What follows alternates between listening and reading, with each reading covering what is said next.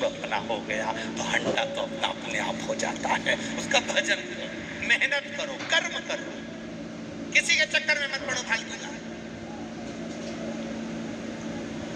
किसी के चक्कर में क्यों बेटा?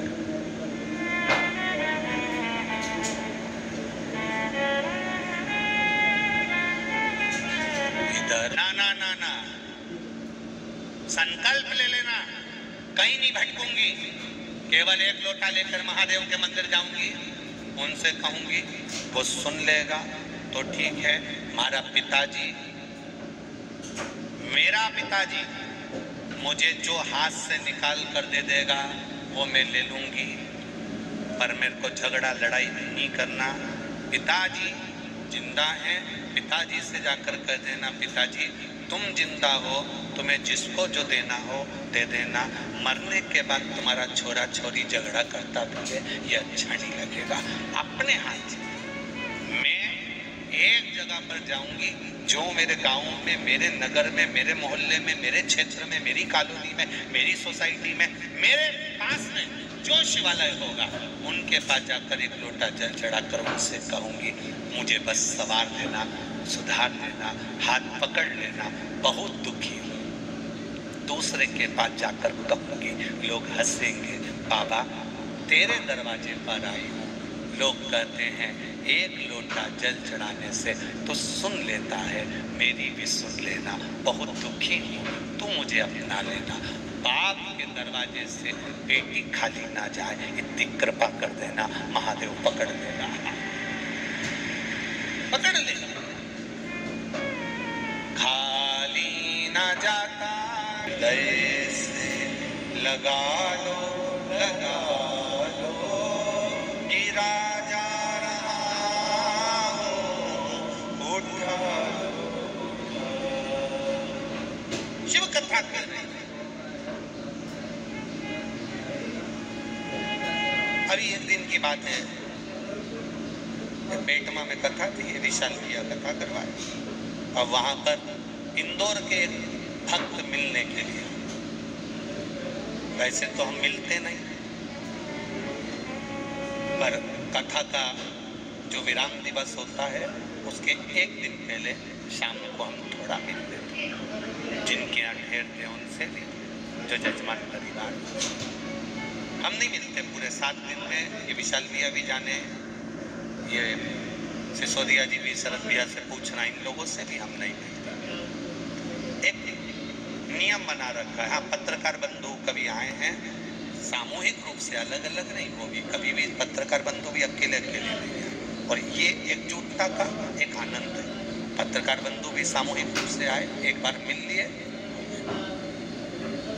किसी से हम नहीं मिलते जाए। आपने देखा होगा जहां हम ठहरे, हम कमरे से भी बाहर नहीं निकलते।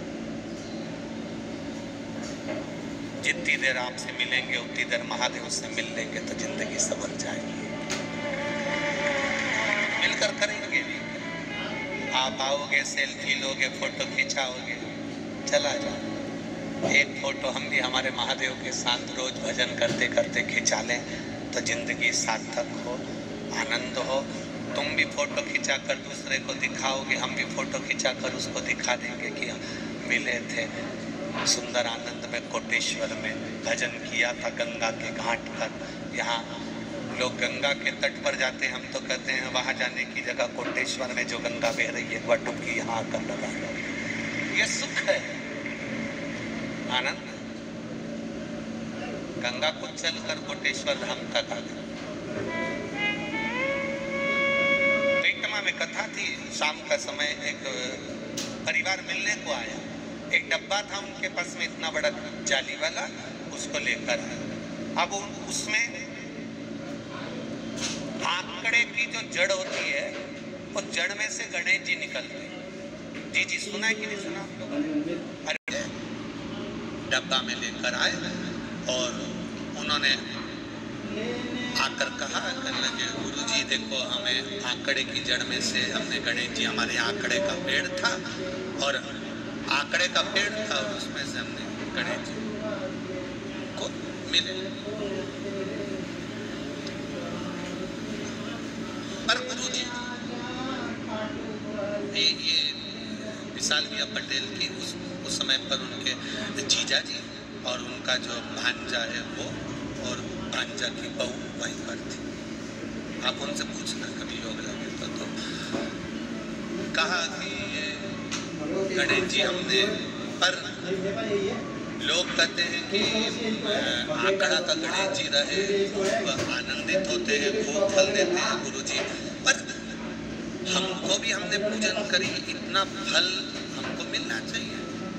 तो हमने कहा क्यों नहीं मिलेगा, अगर आपका विश्वास दृढ़ है, भरोसा पक्का है और आप गणेश जी को गणेश जी मानकर पूज रहे हो तो उसका फल कभी खाली नहीं जा सकता, वो मिलेगा जी। आप आए नहीं, सुबह हो गई, मेरी पूजा की थाली धरी की धरी रह गई, कारण क्या है? आप क्यों नहीं आए, उसका कारण क्या है? क्यों नहीं पहुंचे, उसका कारण क्या है? हम कौन सी गलती कर जाते हैं, महादेव हमारे नहीं हो पाते, उसका कारण क्या है? शिव महापुराण अगर अच्छे से जिसने पढ़ी है, जिसने स्मरण किया है शिव महापुराण का, वो जानता है कि आंकड़े का गणेश भी किस जगह का बनाया जाए, उसमें जो तुम्हारा भजन